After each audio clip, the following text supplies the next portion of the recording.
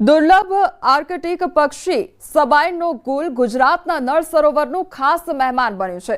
જાહેર પક્ષી અવલોકન ડેટાબેઝ ઈ-બર્ડ અનુસાર આ અદ્ભુત નજારો ભારતમાં છેલ્લે વર્ષ 2013માં કેરળમાં જોવા મળ્યો હતો।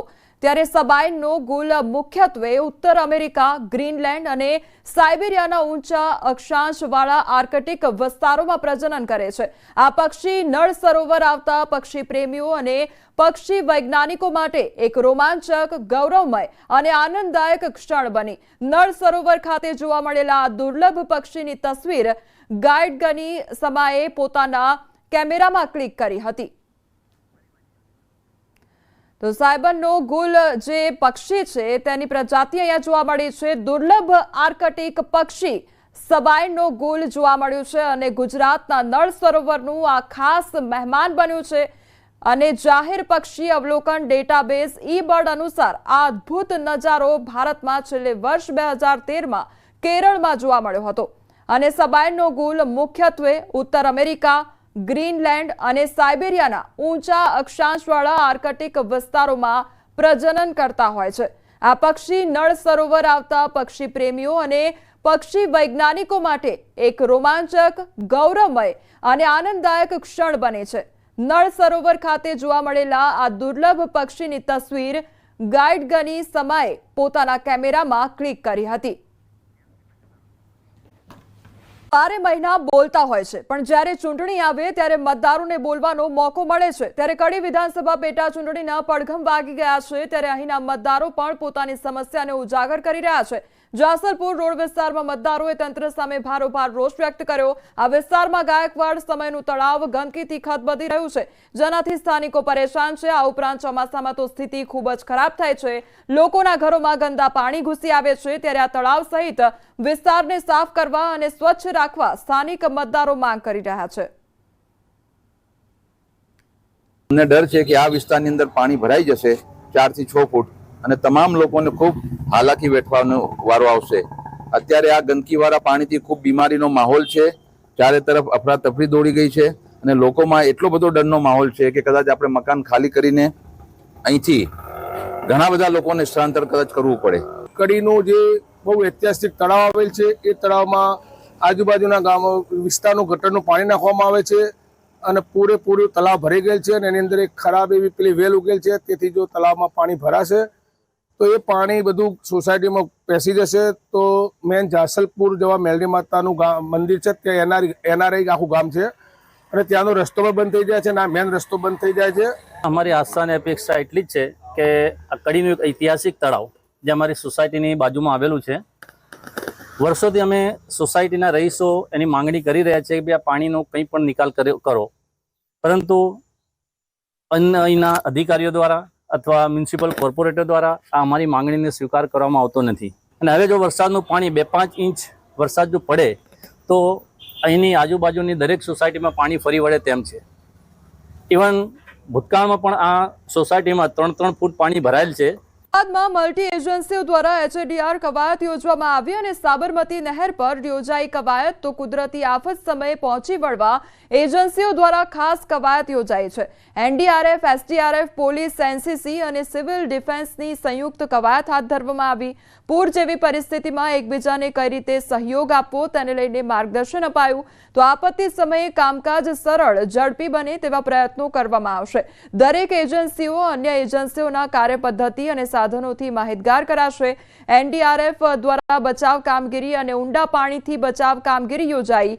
આર્મી એન્જિનિયરિંગ દ્વારા દોરડાથી સ્થળાંતર, ડ્રોનથી આવશ્યક ચીજવસ્તુઓ પહોંચાડવી તો સેના દ્વારા રાહત શિબિર અને સ્થળાંતર કવાયત યોજાઈ। દરેક એજન્સીઓના સાધનોનું પ્રદર્શન પણ યોજવામાં આવ્યું। બચાવ બોટ, દોરડા લોન્ચર, પાણીની અંદર ડાઇવિંગ કિટ, હવાઈ ડિલિવરી સિસ્ટમનું પણ પ્રદર્શન કરવામાં આવ્યું। हम हर वर्ष अपने फ्लड रिलीफ जो कॉलम्स हैं उनके ड्रिल को रिफाइन करते हैं और इम्प्रूवमेंट करते हैं। और इस फ्लड रिलीफ के दौरान हम अकेले नहीं, हमारे साथ में NDRF, SDRF के नुमाइंदे भी हिस्सा लेते हैं। उसी को ड्रिल को ठीक करने के लिए, उनकी काबिलियत को समझने के लिए हमने आज ये डेमोन्स्ट्रेशन किया है ताकि हमें कभी भी इम्प्लॉयमेंट होने का मौका मिले तो हमारे बीच में तालमेल अच्छा हो सके और हम अच्छा काम कर सकें। हमने पिछले वर्ष हमारा एम्प्लॉयमेंट हुआ था आपके वडोदरा और आनंद ज़िले के अंदर। उस टाइम भी हमारा काफ़ी अच्छा तालमेल था और अच्छा इम्प्रूव करने के लिए हमने ये ड्रिल किया है। દેશભરના નાગરિકોને સંરક્ષણ મામલે વધુને વધુ તાલીમબદ્ધ કરવાના ઉદ્દેશ્યથી વધુ એક વખત સિવિલ ડિફેન્સ મોકડ્રીલનું આયોજન કરવામાં આવ્યું છે। ત્યારે અમદાવાદમાં પણ ઓપરેશન શિલ્ડ અંતર્ગત આજરોજ સિવિલ ડિફેન્સ મોકડ્રીલ યોજાશે। મોકડ્રીલમાં 6 અલગ અલગ પ્રકારની એક્ટિવિટી અને ડ્રીલ કરવામાં આવશે। આમાં silent recall, volunteer mobilisation, air red system, alert system, communication system activation, blackout protocol, blood donation camp, evacuation drill વગેરે પ્રકારની ડ્રીલ્સનું આની અંદર આયોજન। અમદાવાદની સિવિલ હોસ્પિટલમાં ઓક્સિજનને લઈ મોકડ્રીલ યોજાઈ અને હાલ સિવિલ હોસ્પિટલમાં 3 દર્દીઓ દાખલ છે, અન્ય હોમ આઇસોલેશનમાં છે। ત્યારે સિવિલ હોસ્પિટલમાં તકેદારી રૂપે ઓક્સિજનને લઈ મોકડ્રીલ યોજાઈ અને સિવિલ સુપ્રિન્ટેન્ડન્ટે જણાવ્યું કે બી અને ટી ટાઈપના ઓક્સિજન બોટલના પ્લાન્ટ પણ તૈયાર છે, જો કે ગભરાવાની જરૂર નથી। સરકારની ગાઈડલાઈનનું ધ્યાન રાખવાનું છે। બીમાર હોય ત્યારે માસ્ક પહેરવાની કાળજી રાખવી જરૂરી છે।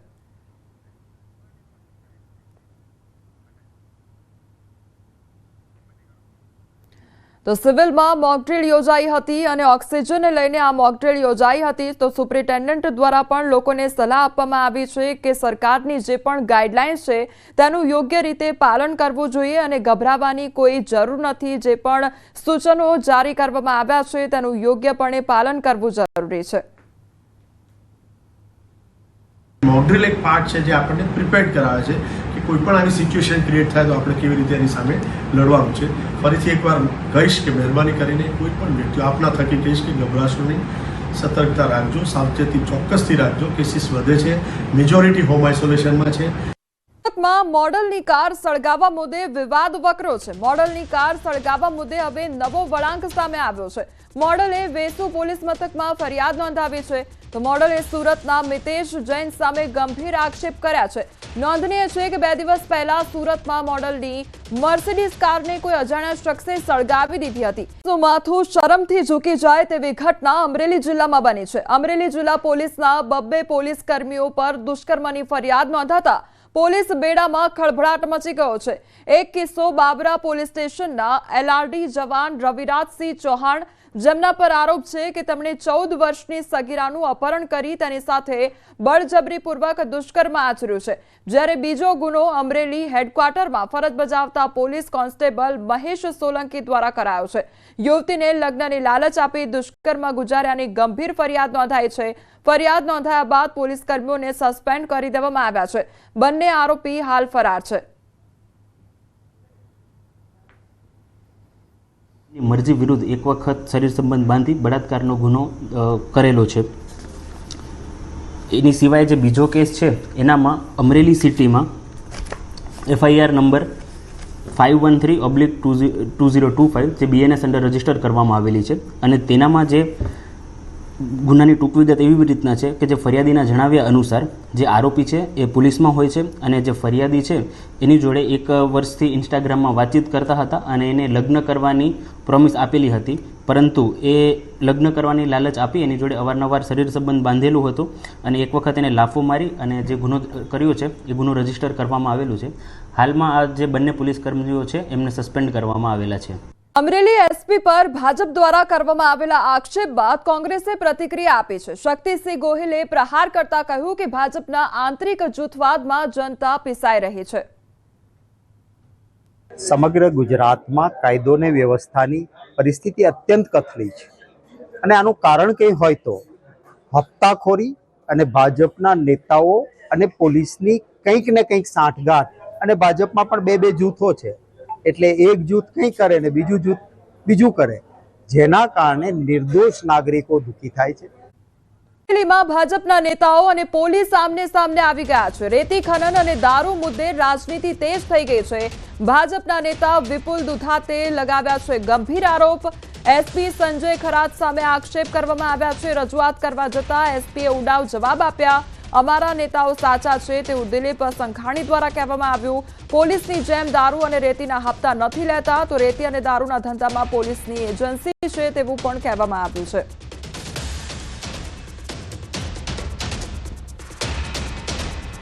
વિપુલભાઈ અને ભારતીય જનતા પાર્ટીના અન્ય કાર્યકર્તાઓ જ્યારે પહોંચ્યા ત્યારે એસપીએ આ ટીમને વિપુલભાઈ સહિત આવેલા કાર્યકર્તાઓને બે ગંભીર બાબતો કરી વાત. એક વાત ચેમ્બરના પ્રમુખ સહિત બાકીના આગેવાનો ત્યારે કરી કે દારૂબંધી વાત કરવાના બદલે દારૂ વેચવાવાળાને બંધ કરવાના બદલે દારૂ પીવાવાળાને બંધ કરાવો ને. આ એસપીનો જવાબ લેશ માત્ર વ્યાજબી ન કહેવાય. કાયદાના રક્ષક, કાયદાનું ભક્ષણ થાય, વેપાર બીજા કરે એની મલાઈ પોતાએ ખાય, એ પરિસ્થિતિમાં પોતાની મલાઈ જૂટવાતી હોય એટલે આવો જવાબ આપે એ પણ વ્યાજબી ન કહેવાય. બીજી બાજુ રેતી ખનન બાબતમાં ભાજપ કાર્યાલય કેવી રીતે ચલાવો છો એ પણ મારે તપાસ કરવી પડશે. હું ખુલ્લેઆમ એસપીને કહું છું કે પાર્ટી કાર્યાલય ભારતીય જનતા પાર્ટીનો કાર્યકર્તા પોતાની જાતે ચલાવે છે. બહુ થાય કદાચ તો બાર્ગેનિંગ કાર્યકર્તાની અંદર કરીને પણ ચલાવે છે, નહીં કે તમારી જેમ રેતીના કે દારૂના હપ્તા લઈ અને તમે જે એસો આરામ કરો છો એવું નથી. અને મારે ખુલ્લેઆમ કહેવું છે કે રેતી અને દારૂ એ કોઈ જો ધંધો કરતા હોય કે એના જે કોઈ પેલું આખો એજન્સી હોય તો એ પોલીસની છે, એમાં જરા પણ એથી શોખતી નથી.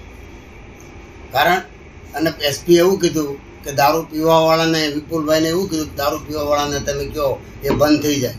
એ જવાબદારી વિપુલભાઈ દુધાતની છે કે પોલીસની છે? પહેલાં તો પોલીસને દારૂ જે વેચે છે ને એને બંધ કરાવો એટલે ઓટોમેટિક પીવાવાળા બંધ થઈ જાય. તમે દારૂના બુટલેગર પાસેથી હપ્તા લ્યો છો અને દારૂ પીવે એને પકડીને એની પાસેથી પણ પૈસા લ્યો છો. એટલે તમે તો એટલે કરવતની ધારની જેમ બંને બાજુથી પૈસા પડાવો છો. રેતીના ડમ્પર પોલીસના ચાલે છે, એમાં જરા પણ કહેવામાં મને બોલવું નથી. કારણ કે આ તો લોકભાગીદારીથી પોલીસ બધું કરે છે કે એના જ એજન્ટો નિમેલા છે.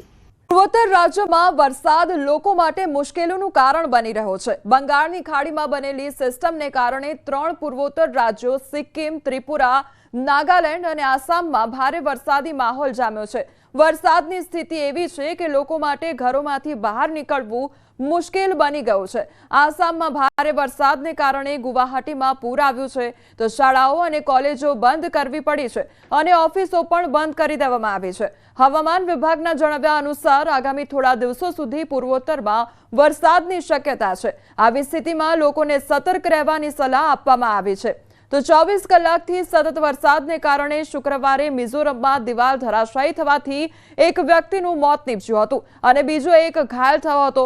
તો એઝોલ જિલ્લામાં શુક્રવારે સતત બીજા દિવસે શાળાઓ બંધ રહી હતી, કારણ કે પહાડી રાજ્યમાં અવિરત વરસાદ પડી રહ્યો છે, જેના કારણે રાજ્યના વિવિધ ભાગોમાં ભૂસ્ખલન થયું છે. આ તરફ ભારતીય હવામાન વિભાગે 1 જૂન સુધી ઉત્તર પૂર્વના તમામ રાજ્યોમાં વાવાઝોડા અને ભારે પવન સાથે ભારેથી અતિભારે વરસાદની આગાહી કરી હતી. તો આસામના મુખ્ય શહેર ગુવાહાટીમાં પાણી ભરાઈ ગયા છે. ગુવાહાટી શિલોંગ રોડનો મોટો ભાગ પાણીમાં ગરકાવ થઈ ગયો છે. તો ચાંદબારી તેમજ રૂકમિણી ગામ અને હાથી ગામ સહિત અનેક વિસ્તારોમાં અચાનક પૂરને કારણે સામાન્ય જનજીવન પ્રભાવિત થયું છે. હવામાન વિભાગે આસામના ઘણા જિલ્લાઓમાં ભારે વરસાદ અને ભારે પવન ફૂંકાવાની ચેતવણી પણ જારી કરી છે, જેમાં ગુરુવાર રાતથી રાજ્યના ઘણા જિલ્લાઓમાં ખાસ કરીને પશ્ચિમ અને દક્ષિણ ભાગોમાં સતત વરસાદ વરસી રહ્યો છે. પ્રાદેશિક હવામાન કેન્દ્રના ડેટા અનુસાર 15થી વધુ જિલ્લામાં રેડ એલર્ટ જારી કરવામાં આવ્યું છે. રેતી અતિ ભારે વરસાદ અને કેટલીક જગ્યાએ અત્યંત ભારે વરસાદ અને 40 થી 50 કિલોમીટર પ્રતિ કલાકથી 60 કિલોમીટર પ્રતિ કલાકની ઝડપે તોફાની પવન ફૂંકાવાની ચેતવણી પણ આપવામાં આવી છે. ચોમાસું 15 જૂન આસપાસ બેસવાનું અનુમાન લગાવવામાં આવી રહ્યું છે. 7 દિવસ હળવા વરસાદની હવામાન વિભાગ દ્વારા આગાહી કરવામાં આવી છે. તો દક્ષિણ ગુજરાત અને દક્ષિણ સૌરાષ્ટ્રમાં વરસાદની આગાહી કરવામાં આવી છે. આજથી 2 દિવસ માછીમારોને દરિયો ન ખેડવા માટે સૂચના આપવામાં આવી છે. તો અમદાવાદમાં 39 ડિગ્રી તાપમાન રહેવાની શક્યતા વ્યક્ત કરવામાં આવી છે. સુરત, નવસારી, વલસાડ, ડાંગ, નર્મદા, છોટાઉદેપુર, દમણ અને દાદરાનગર હવેલી, આ ઉપરાંત તાપી, અમરેલી, ભાવનગર અને બોટાદમાં હળવાથી મધ્યમ વરસાદની આગાહી કરવામાં આવી છે. તાપમાનમાં વધુ ફેરફાર થવાની શક્યતા નહિવત જોવા મળી રહી છે. अमरेली, भावनगर, बोटाड और गुजरात रीजन के जो डिस्ट्रिक्ट है जहाँ पे आइसोलेटेड प्लेसेस पे लाइफ मॉडरेट रेन होने का पूर्वानुमान है वो डिस्ट्रिक्ट है सूरत, नवसारी, वलसाड़, दमन, दादरा नगर हवेली, तापी, डांग, नर्मदा और छोटा उदयपुर, दाहोद डिस्ट्रिक्ट शामिल है। सर अहमदाबाद और गांधीनगर में आज पार्शली क्लाउडी स्काई रहेगा और जो मैक्सिमम टेम्परेचर है वो 39 डिग्री सेल्सियस के आसपास रहने का पूर्वानुमान है।